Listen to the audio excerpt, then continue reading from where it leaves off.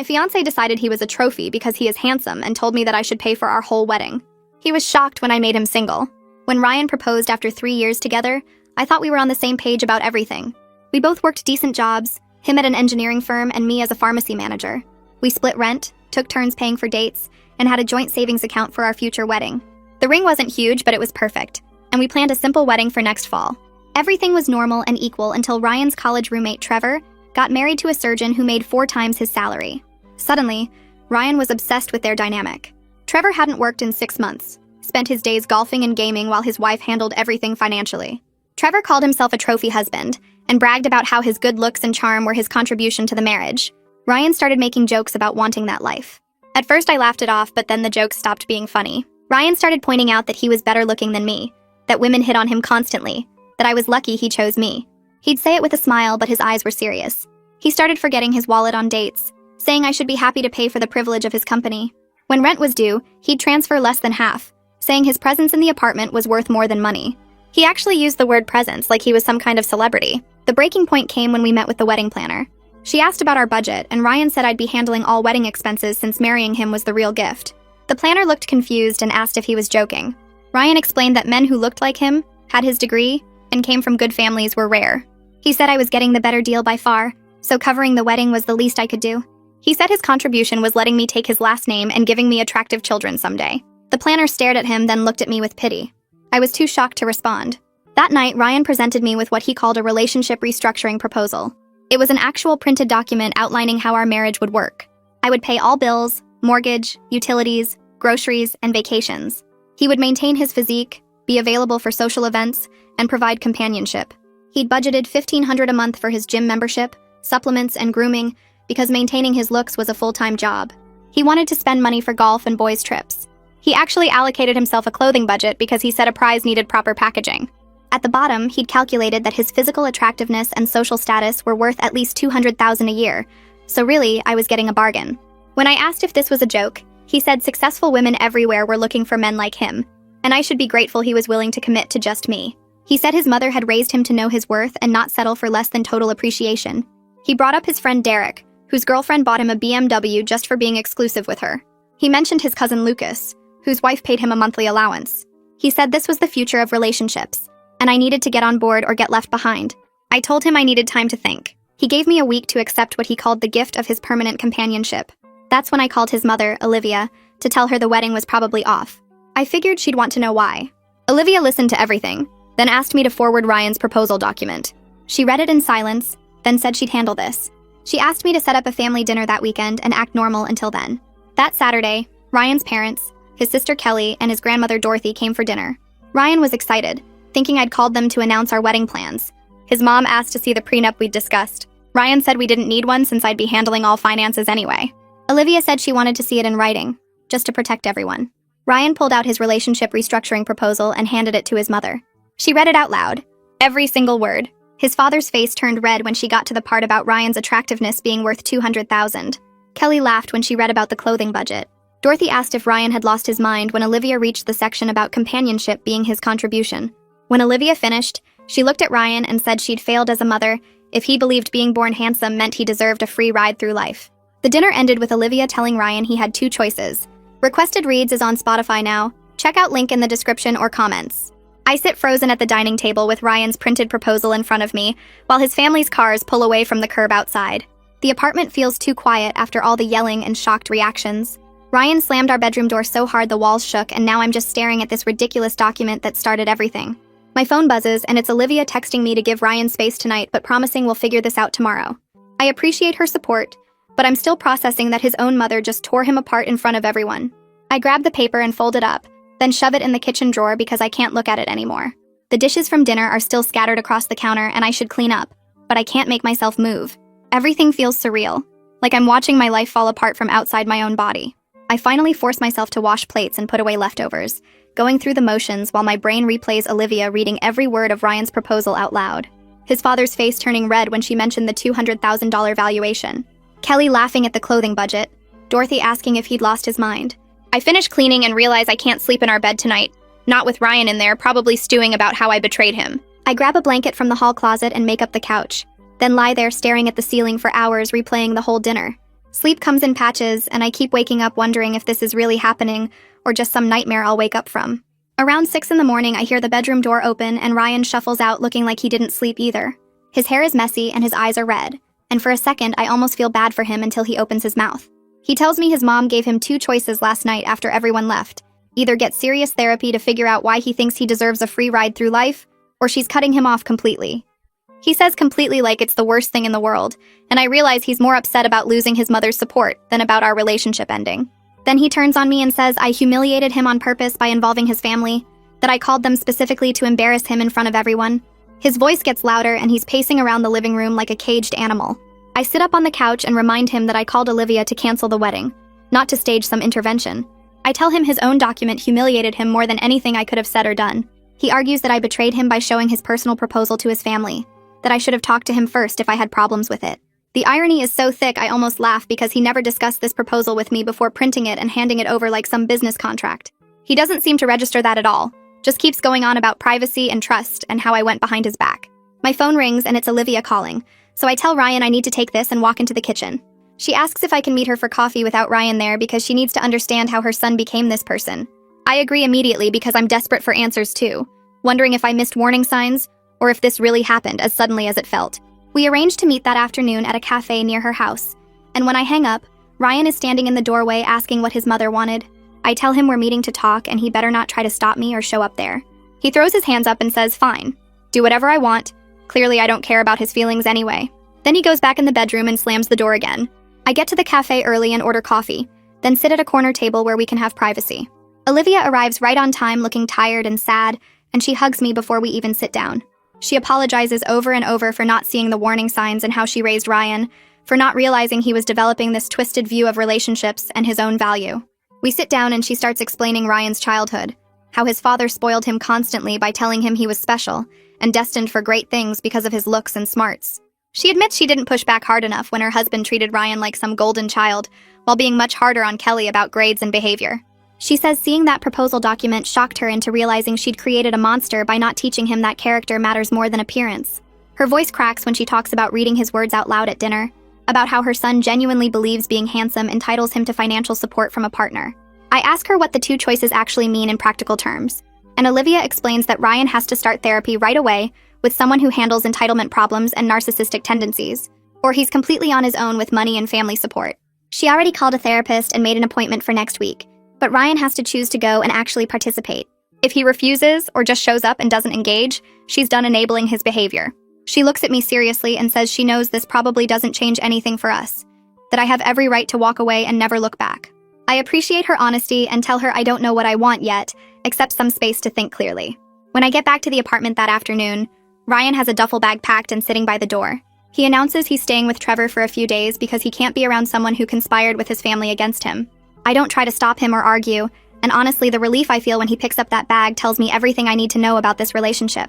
He pauses at the door and delivers what he clearly thinks is a devastating final line about how Trevor's wife would never treat him this way, and maybe he should find someone who appreciates what he brings to the table. I just nod and tell him to take his time figuring things out. He looks confused that I'm not begging him to stay, then leaves without another word. The apartment feels lighter the second the door closes behind him. The next day at work, I'm completely distracted, mixing up prescriptions and having to double-check everything twice. Evelyn notices during our lunch break and asks if everything's okay with the wedding planning. Something about her genuine concern just breaks me, and I start crying right there in the break room. I end up telling her everything while showing her photos of Ryan's proposal document that I'd texted to Olivia. Evelyn's face goes from confused to disgusted to concerned in about 30 seconds. She asks if I'm seriously considering staying with someone who sees me as a walking ATM instead of a partner. I tell her I don't know what I'm doing yet, that everything happened so fast and I'm still processing. Evelyn sits back and tells me her sister went through something similar with a boyfriend who expected her to fund his whole lifestyle because he was good-looking and charming. Her sister wasted 5 years trying to fix him and make him see reason, before finally realizing some people genuinely believe the world owes them something just for existing. She looks me right in the eye and says I should cut my losses now instead of spending years hoping Ryan will change into someone he's fundamentally not.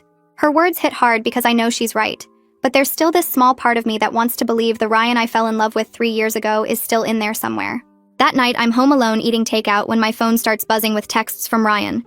He says Trevor agrees his proposal was reasonable, and that modern relationships are evolving past outdated equality expectations. He sends me screenshots of articles about women who financially support their partners, completely missing that those are consensual arrangements where both people agreed, not demands presented as ultimatums. The texts keep coming, and he says he's willing to come home if I apologize for embarrassing him and agree to a modified version of his proposal with slightly lower monthly allowances. I stare at my phone in disbelief that he thinks lowering his clothing budget by $100 is some kind of compromise. I don't respond because anything I say right now would just start another fight, and I'm too tired to deal with his delusions tonight. I type out a message asking if he even loves me, or if I'm just a convenient funding source. My finger hovers over the send button for a solid minute before I press it. The 3 dots appear almost instantly, showing he's typing. His response comes through saying love means supporting your partner's full potential. I stare at those words, trying to process how he twisted the concept of love into financial obligation. He sends another text explaining his full potential requires freedom from financial stress, so he can focus on being the best version of himself physically and socially. I feel sick reading it because he genuinely believes this garbage. I type back asking what I get out of this arrangement besides his presence. The answer comes as a photo attachment, and when I open it, my jaw literally drops. It's a shirtless gym selfie with the caption saying most women would kill for this, so I should stop acting like I'm settling. I screenshot the entire conversation because I know nobody will believe this level of narcissism without proof. My hands shake as I scroll back through our texts, seeing the progression of his entitlement laid out in black and white. I call Marley, sobbing so hard I can barely get the words out. She tells me she's leaving work early and will be at my apartment in 20 minutes. I pace the living room, clutching my phone, waiting for her to arrive. When she gets there, I hand her my phone without saying anything and watch her face change as she reads through the messages. She stops at the shirtless photo and her mouth falls open before she starts laughing this shocked, disbelieving laugh. She declares Ryan has fully lost his mind if he thinks a gym selfie is adequate compensation for funding his entire life. We sit on my couch going through everything while she takes notes on her laptop. She pulls up our joint bank accounts and credit cards, helping me figure out what's mine and what's shared. We discover I've been paying significantly more than half of everything for the past 4 months without really noticing. Marley creates a spreadsheet tracking every shared expense and calculating what Ryan actually owes me. The number comes to almost $3,000, not counting the wedding savings. She asks if I want to pursue getting that money back legally, and I tell her I just want him out of my life completely. We spend 3 hours going through every financial connection between us, while Marley explains exactly how to separate everything without screwing myself over. She makes me promise to change all my passwords and security questions tonight. By the time she leaves around midnight, I have a clear action plan for the morning. I wake up early, unable to sleep anymore, and open our joint savings account on my laptop. The balance shows $4,800 less than it should.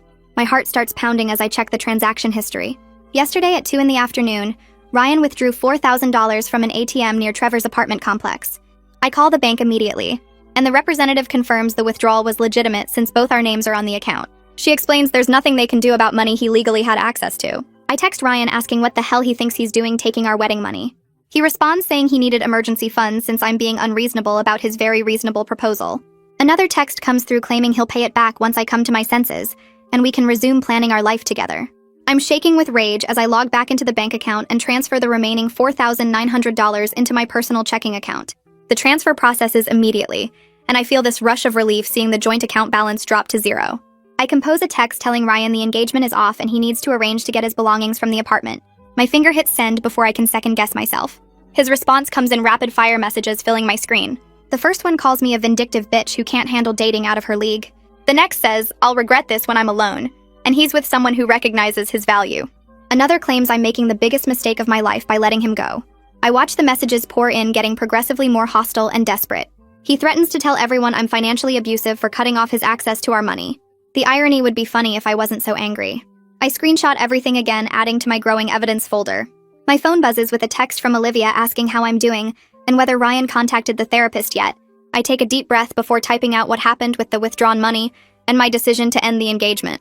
The 3 dots appear, then disappear, then appear again, like she's rewriting her response multiple times. Finally, she sends back that she's heartbroken but not surprised, and that she supports my decision completely. She asks if I want her to try talking sense into Ryan one more time. I tell her I'm past the point of wanting him back even if he changes because the person I thought I knew doesn't exist. She responds with a heart emoji and tells me I deserve so much better than her son turned out to be. My phone rings an hour later showing Kelly's name. I answer and she immediately says her mother told her what happened with the money and the breakup. Her voice sounds tight, like she's been crying or is about to start. She tells me she wants me to know Ryan pulled similar stunts growing up. The story she shares makes my stomach turn. When Ryan was 16, he stole $200 from their grandmother's purse to buy expensive sneakers. Dorothy discovered the missing money and confronted him, but Ryan convinced their father it was justified because he needed to look good for a big school presentation. Their dad actually paid Dorothy back himself and told Ryan his image was an investment in his future. Kelly says that moment taught Ryan all the wrong lessons about consequences and accountability. She shares another story about Ryan stealing Kelly's birthday money when they were teenagers, and their father giving him the same amount as an advance on his allowance, so he could pay her back. Their mother tried to push for real consequences, but their father always swooped in to rescue Ryan from his own choices. Kelly apologizes for not warning me sooner about these patterns. She says she hoped Ryan had grown out of it, and that our relationship seemed healthy until recently. We talk for almost an hour about family dynamics and enabling behavior. She promises to stay in touch regardless of what happens with Ryan, because she considers me a friend, separate from being her brother's ex.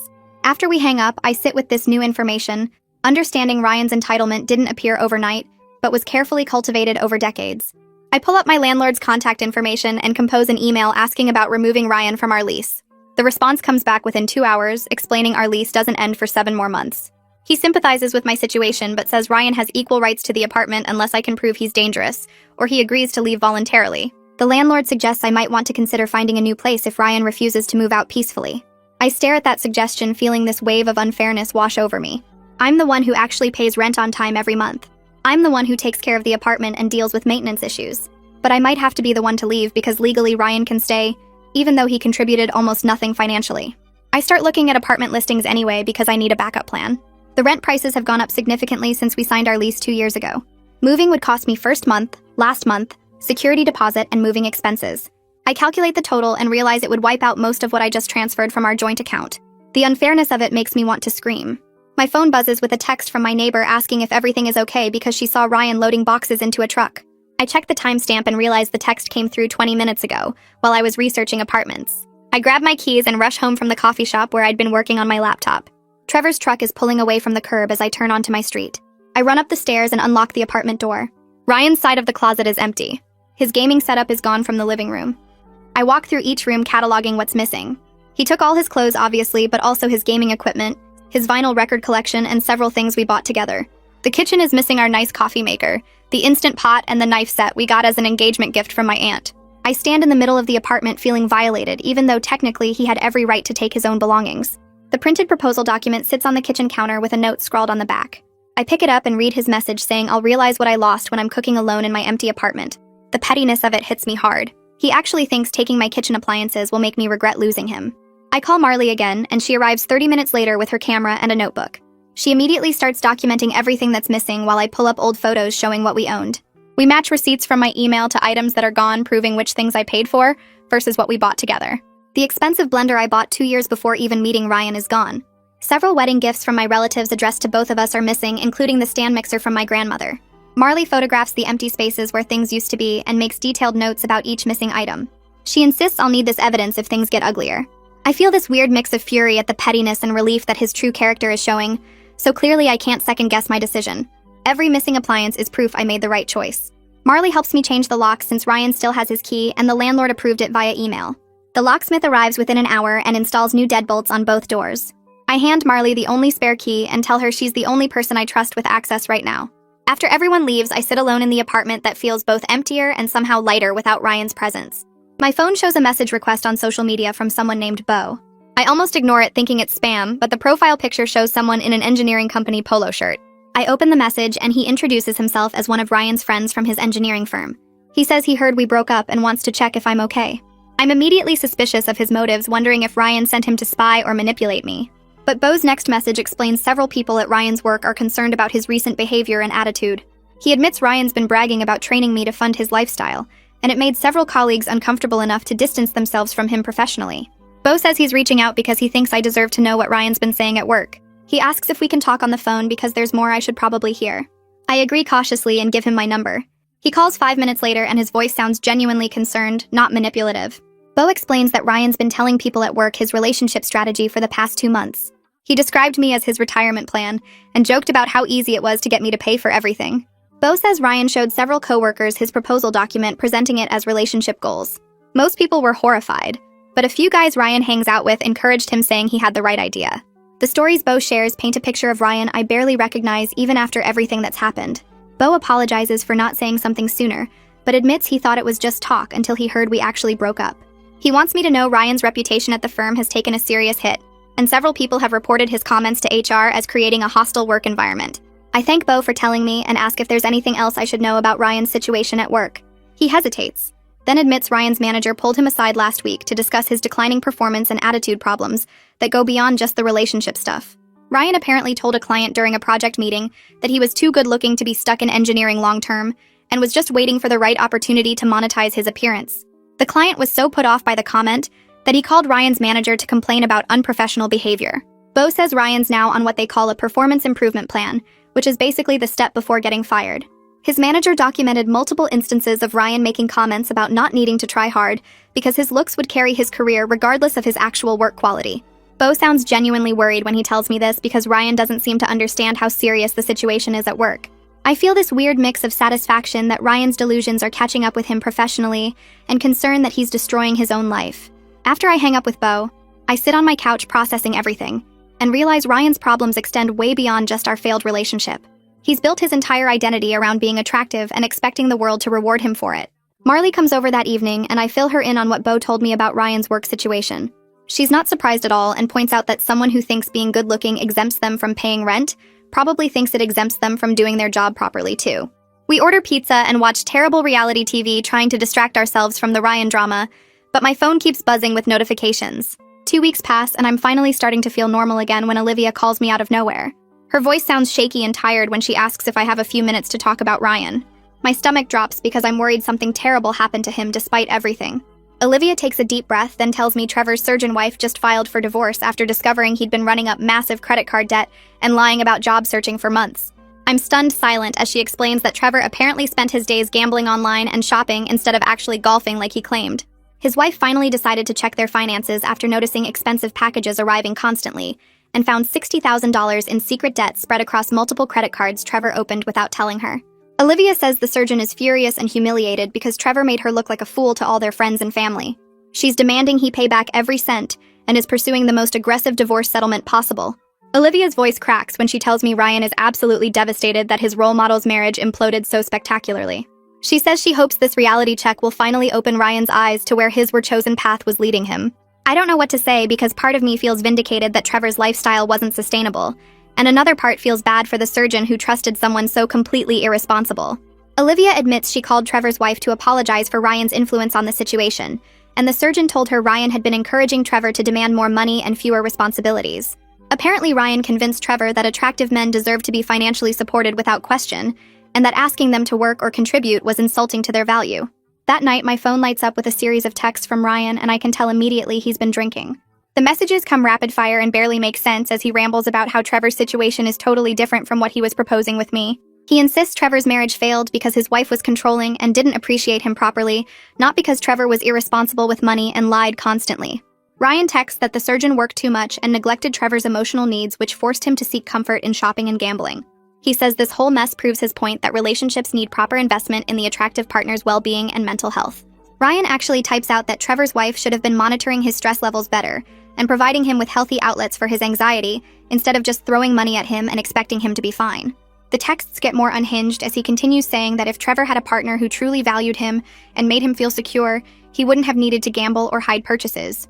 He claims the surgeon's career focus destroyed their marriage and that Trevor was basically neglected and abandoned emotionally. Ryan ends his drunk texting rant by saying this situation reinforces everything he tried to explain to me about how attractive partners need special care and attention. I stare at my phone in disbelief that Ryan witnessed his role model's marriage collapse under the weight of lies and debt, and somehow twisted it into further proof that he was right all along. I don't respond to any of Ryan's messages because engaging with his delusions won't help either of us move forward. The next morning, I wake up to a much calmer text from Ryan asking if we can meet to discuss dividing our remaining shared possessions in a civil manner. He suggests meeting at a neutral coffee shop to go through the list of items he took and figure out what belongs to who. I'm immediately suspicious of his sudden reasonable tone after last night's drunk rambling, but I do want my stuff back. I text Marley asking if she can come with me as a witness because I don't trust Ryan's motives at all. She responds within minutes saying absolutely, and that she wouldn't let me meet him alone anyway. We arrange to meet Ryan at a coffee shop near my pharmacy the following afternoon. When we arrive, Ryan is already sitting at a corner table looking tired and honestly kind of rough. His hair isn't styled like usual, and he's wearing a wrinkled t-shirt instead of his typical carefully chosen outfits. He stands up when he sees us, and his face falls slightly when he realizes I brought Marley. He asks if we really need a third party for this conversation, and I tell him yes, we absolutely do. Ryan sits back down and slides a handwritten list across the table showing items he took from the apartment. He admits his mother isn't speaking to him right now because he refused to schedule the therapy appointment she demanded. Olivia apparently told him not to contact her until he commits to getting professional help. Ryan tries to start negotiating right away, saying he's willing to return my blender if I agree not to pursue getting back the wedding gifts he took from my relatives. He acts like this is a generous compromise and a sign of his maturity. Marley immediately cuts him off and points out that he stole my property, and he can't bargain with stolen goods like he's doing me some kind of favor. Ryan's face flushes and he gets defensive, saying he's trying to be mature and handle this like adults. But if I want to play hardball, he knows lawyers too. He actually says his family has more money than mine, so I should think carefully about making this a legal battle. I almost laugh at the empty threat, but instead I calmly remind him that his mother controls his family's money, and she's currently not speaking to him. I point out that his legal threats are completely empty when he can't even afford his own apartment right now. Ryan's face goes from red to almost purple, and he admits the money he withdrew from our joint account is running out faster than he expected. He's been staying on Trevor's couch, but that situation is ending since Trevor is dealing with his own divorce mess. Ryan asks if he can move back into our apartment temporarily, just until he figures out his living situation. He promises he would stay in the spare room and leave me completely alone. I tell Ryan absolutely not, and that he made his choice when he stole from our savings and took my belongings. He needs to figure out his living situation without using me as his backup plan or safety net. Ryan's face crumples and he accuses me of being heartless and punishing him just for being honest about his needs in our relationship. He says most ex-fiancés would at least help their former partners through hard times, instead of abandoning them completely. Marley actually laughs out loud at this statement, and Ryan looks genuinely offended by her reaction. I stand up and tell Ryan to return everything he took within 1 week, or I'll file a police report for theft. Marley and I walk out, leaving Ryan sitting alone at the coffee shop looking confused about why his charm and guilt trips aren't working anymore. On the drive back to my place, Marley says she's proud of me for holding firm and not letting Ryan manipulate me into helping him. She points out that he's trying every tactic he can think of, from negotiation to threats to playing victim, and none of it is working because I finally see him clearly. The following week at work, Evelyn pulls me aside during our lunch break and mentions she heard through some mutual connections that Ryan's reputation at his engineering firm has taken a serious hit. Apparently, his comments about coasting on his looks and his social media posts about deserving financial support have made him a running joke in his department. Evelyn says several colleagues screenshot his posts about relationship restructuring before he deleted them, and now they're circulating around the office as examples of delusional entitlement. People are sharing the screenshots in group chats and making memes out of Ryan's most ridiculous quotes. Evelyn heard from someone who works in Ryan's building that he's become socially isolated at work because nobody wants to be associated with him professionally anymore. His manager apparently had to have another conversation with him about keeping personal drama out of the workplace after Ryan tried to defend his proposal document to coworkers who were mocking it. I feel this complicated mix of vindication that Ryan's behavior is having real consequences, and guilt knowing my involvement with his family set off the chain of events that exposed him so publicly. Marley comes over that evening and I tell her about what Evelyn shared regarding Ryan's workplace situation. Marley immediately shuts down my guilt and reminds me that Ryan exposed himself through his own choices and words. She points out that I didn't force him to post about relationship restructuring on social media, or tell clients he was too attractive for engineering. Marley says if his own behavior makes him look bad to his colleagues, that's a natural consequence, not my responsibility to fix or feel guilty about. She reminds me that I simply refuse to enable his delusions, and that everything that's happened since then is the result of Ryan's own actions catching up with him.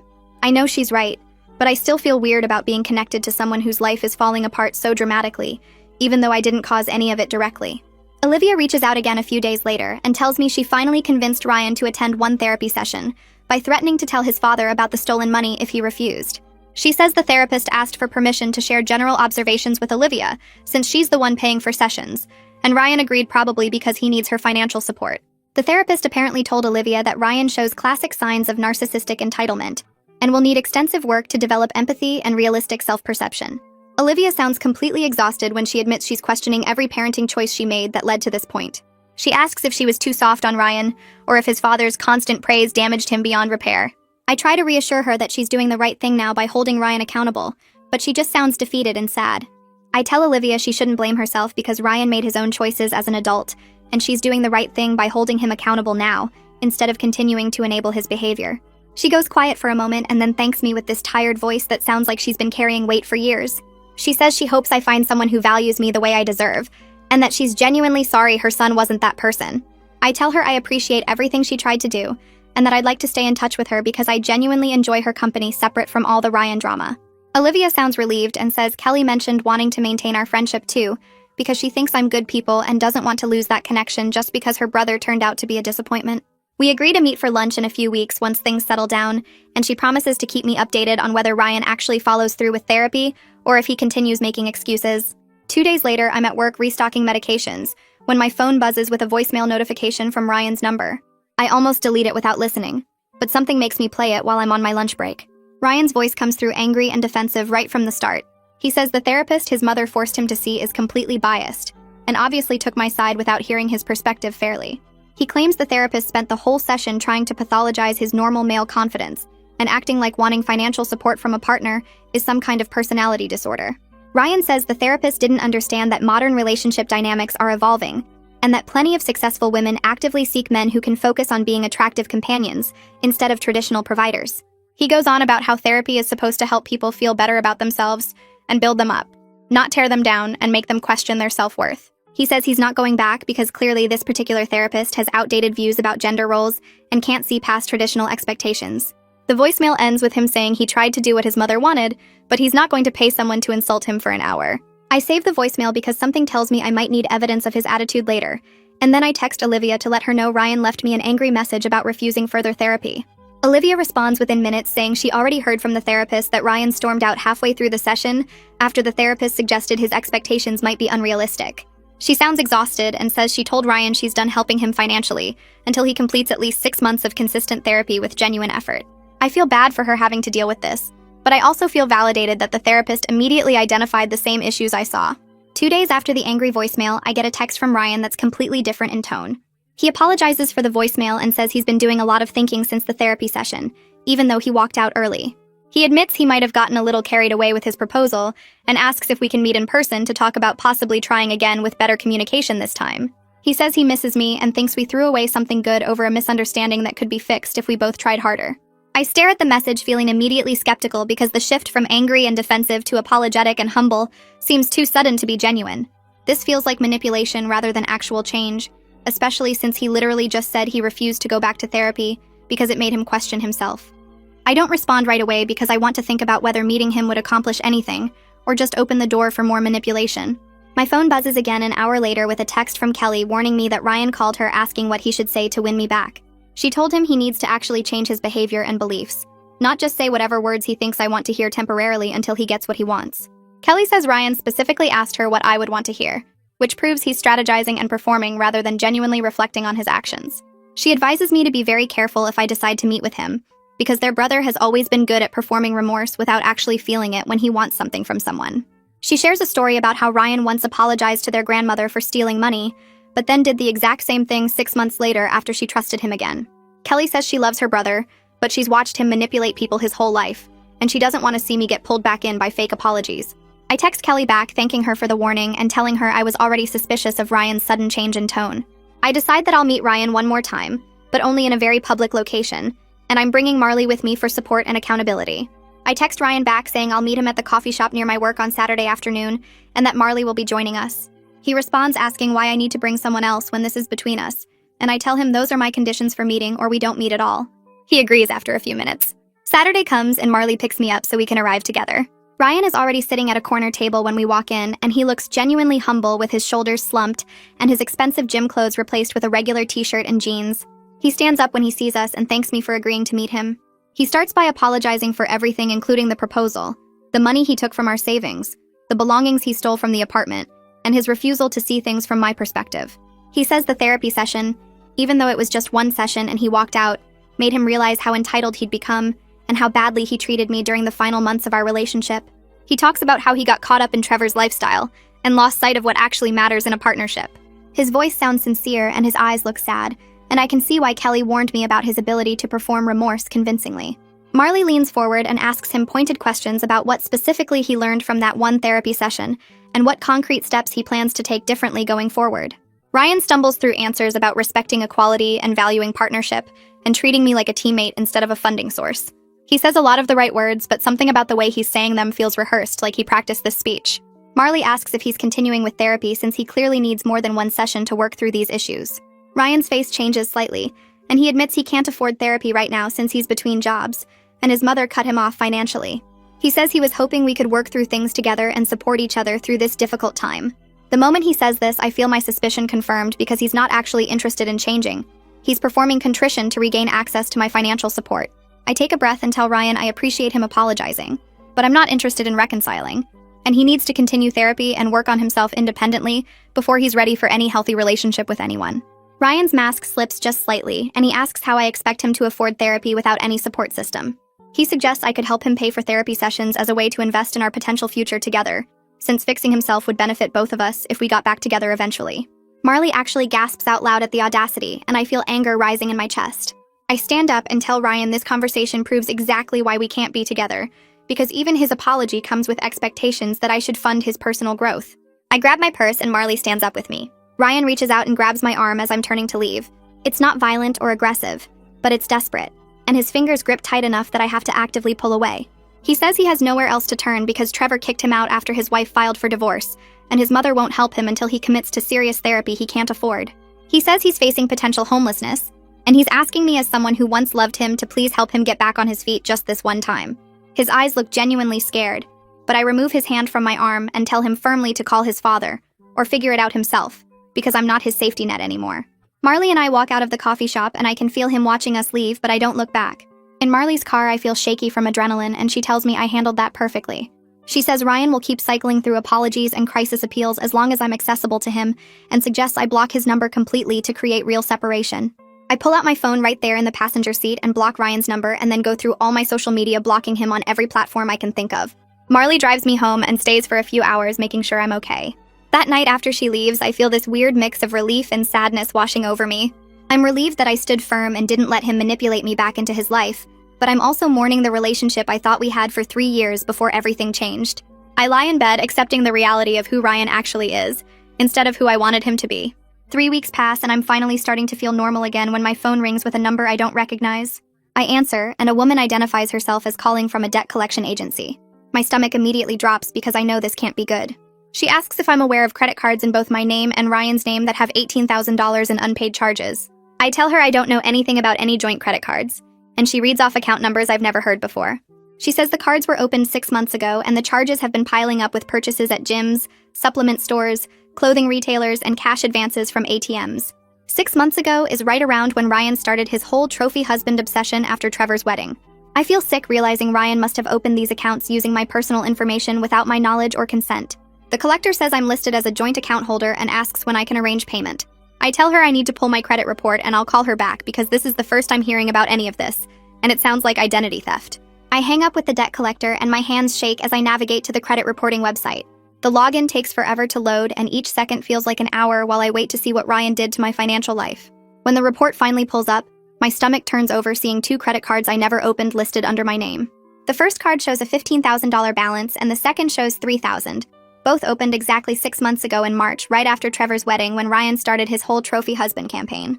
I click through the detailed transaction history and feel physically sick reading the charges. Gold's Gym premium membership for 12 months paid up front, $400 in protein supplements from some boutique nutrition store, 6 different purchases at designer clothing stores totaling over $2,000, golf equipment from a sporting goods store, and dozens of ATM cash advances ranging from $200 to $500 each. Every single purchase was for Ryan's personal use, funding his transformation into the trophy husband he decided he deserved to be. The applications were submitted online using my social security number and our shared apartment address, and someone forged electronic signatures that were supposed to be mine.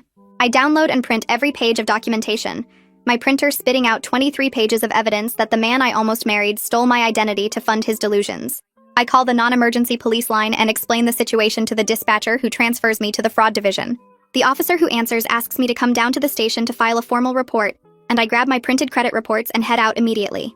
At the police station, I sit across from Officer Smith, who reviews my documentation with a serious expression. She asks detailed questions about my relationship with Ryan, when we broke up, whether he had access to my personal information, and whether I gave him permission to open any accounts in my name. I answer everything honestly, and sign statement after statement swearing I had no knowledge of these accounts until today. Officer Smith explains they'll investigate the applications to verify the forged signatures, and that credit fraud cases with this much documentation usually result in criminal charges. She asks if I'm prepared to press charges against Ryan, knowing it could result in jail time and a criminal record that would follow him forever. I hesitate because despite everything Ryan did, some part of me never wanted to destroy his entire life, just wanted him to face consequences and actually change. Officer Smith seems to sense my conflict and explains that financial abuse often follows this exact pattern of escalation, starting with entitlement, moving to manipulation, then crossing into outright theft and fraud. She says many victims struggle with pressing charges because they still care about their abusers, but that protecting abusers from consequences only enables them to victimize others in the future. I leave the police station with copies of my reports and a case number, feeling completely drained. My phone buzzes with a text from Marley asking how I'm doing, and I call her instead of texting back. She answers immediately, and I break down telling her about the credit cards and the police report. Marley is furious on my behalf, saying Ryan deserves whatever consequences come his way after systematically stealing from me for 6 months while pretending to love me. She asks if I'm really going to press charges, and I admit I don't know yet. That part of me feels guilty about potentially sending him to jail. Marley goes quiet for a moment, then says something that hits hard. She reminds me that Ryan didn't just steal money. He stole my identity, my trust, my financial security, and my ability to feel safe in my own relationship. She says if I don't press charges, Ryan will absolutely do this to someone else, because he's proven he believes he's entitled to whatever he wants, regardless of laws or other people's rights. She tells me to think about the next woman Ryan dates, and whether I want her to go through what I went through or worse. That night, I can't sleep, staring at my ceiling and thinking about Marley's words. I pull up my phone and text Evelyn even though it's late, asking if she's awake. She responds within minutes saying she's up and asks what's wrong. I tell her about the credit fraud and the police report, and my struggle with whether to press charges. Evelyn calls me immediately, and her first words are asking if I'm seriously considering protecting Ryan from the consequences of committing multiple felonies against me. She says her sister's ex, who financially abused her, never faced real consequences, and went on to do the same thing to 2 more women before finally getting caught. Evelyn tells me I have a responsibility not just to myself, but to future victims to make sure Ryan faces serious enough consequences that he either changes completely or at least has a criminal record warning other women. She asks me what I think Ryan learned from our breakup and his mother cutting him off, and I realize the answer is probably nothing substantial since he immediately moved on to stealing from me, instead of actually changing his behavior. The next morning, I call Officer Smith and tell her I want to proceed with pressing charges. She sounds relieved and says she'll forward my case to the detective handling financial crimes. Within 2 hours, Detective Wilson calls me to schedule a meeting to go over everything in detail. I meet him at the station that afternoon and spend 90 minutes walking through my entire relationship with Ryan, the proposal document, the breakup, and the discovery of the fraud. Detective Wilson takes notes and asks clarifying questions, particularly interested in the timeline showing Ryan's escalating entitlement and the fact that the cards were opened right when his behavior changed. He explains that cases like mine with clear documentation and obvious motive usually result in charges being filed, and asks if I understand that Ryan could face up to 5 years in prison for identity theft and credit fraud.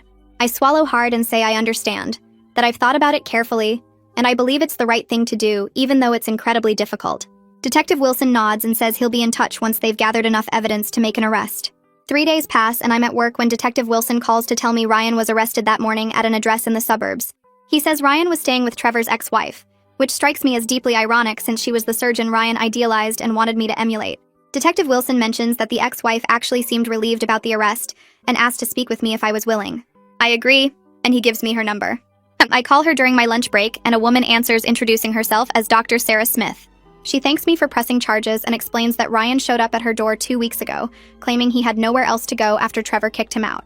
She felt sorry for him and let him stay in her guest room, but within days he was hinting that she should help him get back on his feet financially, since she could clearly afford it. When she refused, he started making comments about how she owed him for being willing to keep her company since her divorce left her alone. Dr. Smith says she was trying to figure out how to make him leave without causing a scene when the police showed up with an arrest warrant. She tells me she wishes Trevor's wife, meaning herself, had pressed charges against Trevor for the credit card debt instead of just divorcing him, because maybe it would have prevented Ryan from following the same path. Olivia calls me that evening and I can hear she's been crying. She says the police contacted her as Ryan's emergency contact, and she's horrified to learn about the credit fraud on top of everything else. I expect her to ask me to drop the charges or give Ryan another chance, but instead she says she'll testify against her own son if necessary, because what he did crosses a legal line she cannot excuse or enable. She sounds exhausted and heartbroken, but absolutely firm in her position. Olivia tells me that Ryan's father finally learned the full extent of his son's behavior and is equally appalled. She says her husband admitted he created this situation by constantly praising Ryan's looks and potential, while never teaching him work ethic, humility, or respect for others. Olivia asks if I want their help pursuing the charges, and I thank her, but say I need to handle this on my own terms. She understands and asks me to let her know if I need anything at all, saying she's so sorry her son turned into someone capable of this. Kelly texts me a few days later asking if we can meet for coffee. We meet at the same place where I last saw Ryan, and Kelly immediately hugs me, saying she heard about everything from their mother. She shares that their father is finally seeing Ryan clearly after years of viewing him through rose-colored glasses that overlooked every warning sign. Kelly says their dad admitted at family therapy that he created a monster by constantly telling Ryan he was special and destined for greatness because of his appearance and intelligence, while being much harder on Kelly for not being the golden child. She tells me the whole family is in therapy now trying to understand their role in Ryan's development, and it's painful but necessary. Kelly says she hopes I can eventually forgive their family for producing someone who hurt me so badly, and I assure her that Ryan's choices are his own responsibility, not theirs. 2 weeks after Ryan's arrest, his court-appointed lawyer contacts me about a potential plea deal. The lawyer explains that Ryan would plead guilty to reduced charges in exchange for full restitution paid over time, 5 years probation, and mandatory counseling. I'm confused about why they're asking my opinion until the prosecutor calls me separately to explain. She says that with my cooperation, they can guarantee consequences for Ryan without a lengthy trial that would drain resources and time. She explains I'd be more likely to actually recover the stolen money through structured restitution payments than through a judgment after trial. The prosecutor acknowledges this isn't as severe as the maximum penalties, but says it holds Ryan accountable while giving him a chance to rebuild his life responsibly if he chooses to take it seriously. I asked to consult with my own lawyer before deciding, and she agrees that's smart.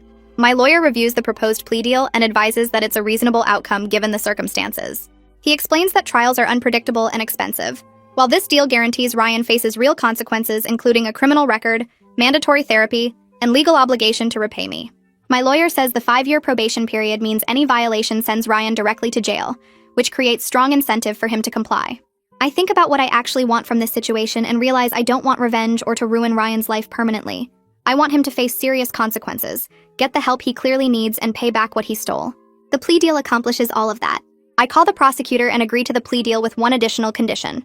Ryan must have zero contact with me except through lawyers regarding restitution payments. She says that's standard and will be written into the probation terms. The plea hearing happens 4 months after our breakup, and I attend to give a victim impact statement. Ryan looks different, thinner and tired, wearing an ill-fitting suit that's clearly borrowed. The judge reads through the charges and asks Ryan if he understands he's pleading guilty to identity theft and credit fraud. Ryan says yes quietly, not meeting anyone's eyes. I read my statement explaining how Ryan's theft impacted my credit, my sense of safety, my ability to trust, and my financial stability. I explain that I'm agreeing to this plea deal not because I forgive him, but because I believe in giving people one chance to genuinely change with proper support and consequences. The judge approves the plea deal and addresses Ryan directly, telling him he's receiving an opportunity many people don't get, and that any violation of his probation terms will result in immediate jail time to serve the remainder of his original sentence. Ryan nods, and for the first time through this entire ordeal, he looks genuinely scared instead of entitled or manipulative. That expression gives me a tiny bit of hope that maybe he'll finally take this seriously. 4 months later, I'm settling into my new normal when my landlord calls with frustrating news. He explains that Ryan never formally removed his name from our lease and technically still has legal rights to return to the apartment. I'm immediately furious, asking how that's possible when we broke up months ago and Ryan hasn't lived here or paid rent. The landlord sympathizes but says unless Ryan voluntarily removes himself or I can prove he's a danger, he has equal tenant rights until the lease ends in 3 months. I hang up and immediately call my lawyer who reviews my situation. He explains that the plea deal included a restraining order preventing Ryan from contacting me, and we can use that to force a lease modification since Ryan can't legally come to my residence. The process takes 3 weeks of paperwork and court filings. But eventually my lawyer gets a judge to order Ryan's removal from the lease based on the no-contact order. I finally have complete legal control of my living space again. Evelyn approaches me at work one afternoon with a slightly awkward expression, saying her coworker has a brother she thinks I might get along with. I'm immediately hesitant, explaining I'm not ready to date after everything with Ryan. Evelyn quickly clarifies she's not trying to set me up romantically, just thinks I might enjoy meeting someone normal and decent to remind me that good men exist. She shows me a photo of her coworker's brother, a regular-looking guy with a friendly smile, and explains he's a high school teacher who loves hiking and reading. I agree to a casual coffee meeting with zero expectations or pressure. We meet at a cafe near my pharmacy, and Joseph turns out to be refreshingly normal and humble. He teaches English at the local high school and talks enthusiastically about his students and the books they're reading. We discuss our favorite authors and hiking trails we've explored, and he makes absolutely no mention of his appearance or what I should provide him. When I offer to split the bill, Joseph insists on paying for both our coffees, saying he invited me so it's his treat. It's such a simple gesture, but after Ryan, it feels significant that someone would just naturally want to treat me without expecting anything in return or keeping score. Joseph and I settle into an easy pattern over the following weeks. We meet for coffee on Tuesday mornings before my shift, and go hiking on Saturday afternoons when the weather cooperates. He never pushes for more than I'm ready to give, and I appreciate how he respects the boundaries I set without making me feel guilty about needing time. During one of our hikes, he mentions his ex-girlfriend expected him to cover her shopping trips and spa days because she said maintaining her appearance was exhausting work. I stop walking and stare at him, realizing he understands exactly what I went through with Ryan. We sit on a fallen log and talk for over an hour about financial manipulation and how some people genuinely believe their looks entitle them to live off others. Joseph says his ex once told him she was doing him a favor by dating him since she was out of his league, and hearing those words from someone else makes my chest tight with recognition. We bond over our shared commitment to never accepting that treatment again, and something shifts between us that afternoon.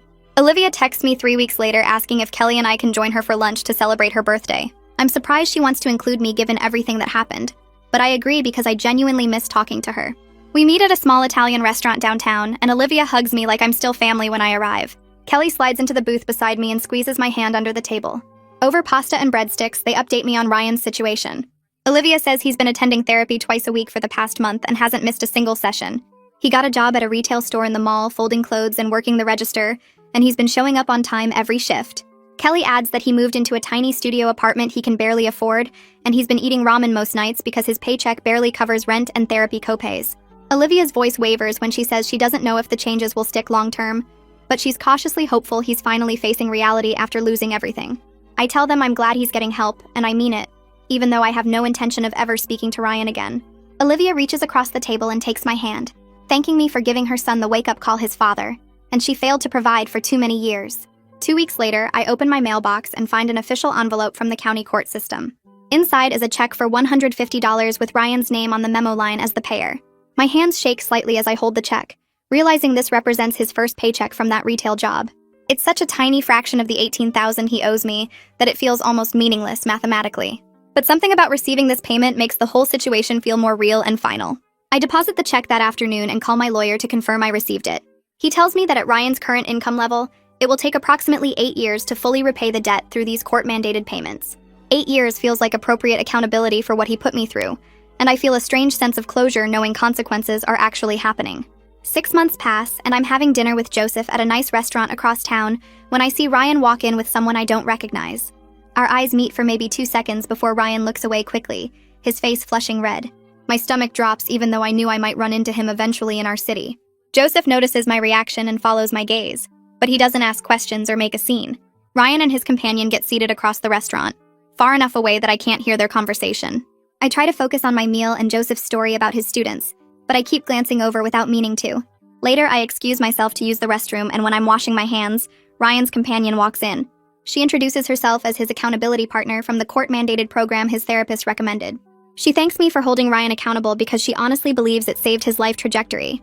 She says most people in Ryan's situation just keep spiraling until they hurt more people, but the consequences I enforced made him face himself before he could do worse damage. I don't know what to say, so I just nod and leave the restroom feeling shaky. I return to our table and Joseph immediately notices I'm quiet. He asks if I'm okay, and I'm honest about seeing Ryan and feeling complicated emotions I didn't expect. Joseph reaches across the table and covers my hand with his, saying it's completely natural to feel mixed emotions about someone I once planned to marry. He doesn't get jealous or insecure, just understanding and patient. His response makes me appreciate him even more because Ryan would have made my feelings all about him and how they affected his ego. We finish dinner and Joseph drives me home and I realize how different this relationship feels from everything I experienced with Ryan. Marley calls me the next week sounding excited and nervous at the same time.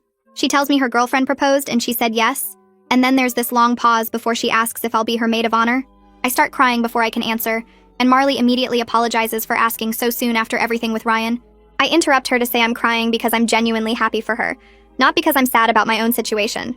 She admits she almost waited to tell me because she didn't want to hurt me, knowing I should have been planning my own wedding this month. I assure her I'm thrilled for her and ready to celebrate love that's actually healthy and mutual. We spend an hour on the phone talking about her proposal and her plans, and I feel lighter afterward despite the tears. Marley's happiness reminds me that good relationships exist and that I made the right choice walking away from Ryan. Planning Marley's wedding becomes surprisingly healing over the next few months. I help her pick venues and taste cakes and choose flowers, creating the celebration I wish I'd had. Her fiancé contributes equally to every decision and every expense, and their dynamic reinforces what I deserve in a partnership. They disagree sometimes about colors or music, but they work through it with respect and compromise instead of one person demanding their way. Joseph comes with me to several wedding planning sessions, and he fits naturally into my friend group without trying too hard. Marley pulls me aside after one meeting and tells me she really likes Joseph, that he seems genuinely good for me. I realize I'm falling for him in a way that feels completely different from what I felt with Ryan, built on respect and equality instead of obligation and imbalance.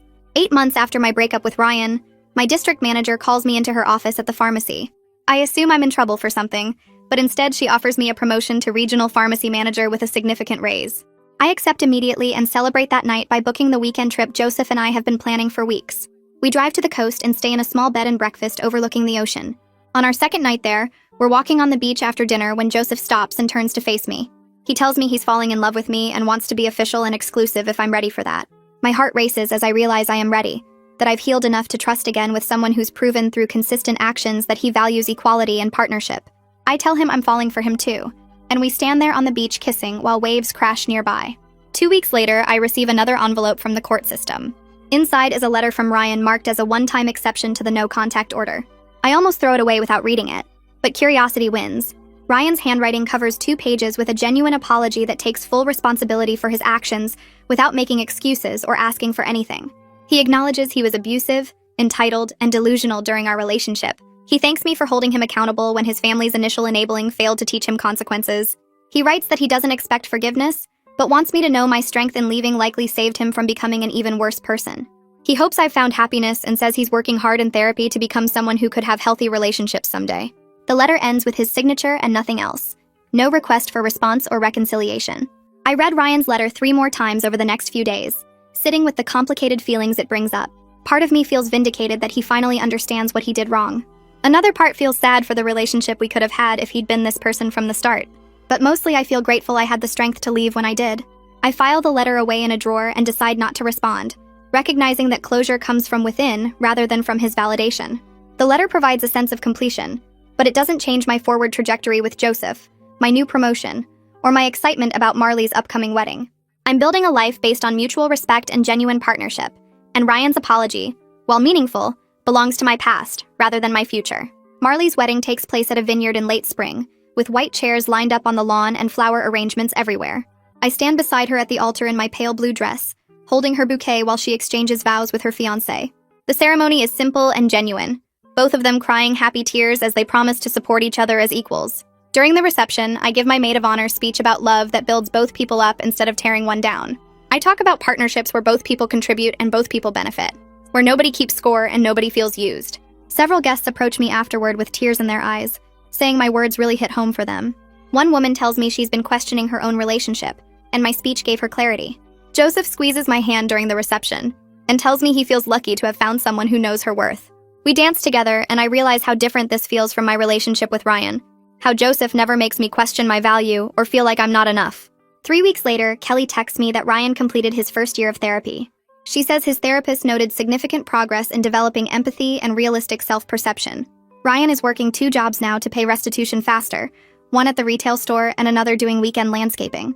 Kelly mentions he started volunteering with a financial literacy program for young men, teaching them about equal partnerships and financial responsibility. She sends me a photo of Ryan at one of the workshops, looking humble and engaged in a way I never saw during our relationship.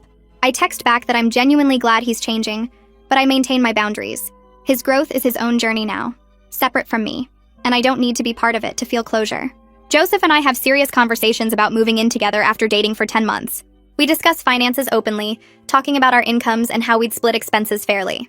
We agree to contribute proportionally based on what we each make, with me paying slightly more since my regional manager's salary is higher than his teaching income. We make a shared budget together where every decision gets discussed and agreed upon by both of us. We find an apartment with 2 bathrooms and good closet space, signing the lease together with both our names listed equally. The difference between this healthy dynamic and what Ryan expected is so clear it almost makes me laugh. Joseph never once suggests I should fund his lifestyle or that his presence is a gift I should pay for.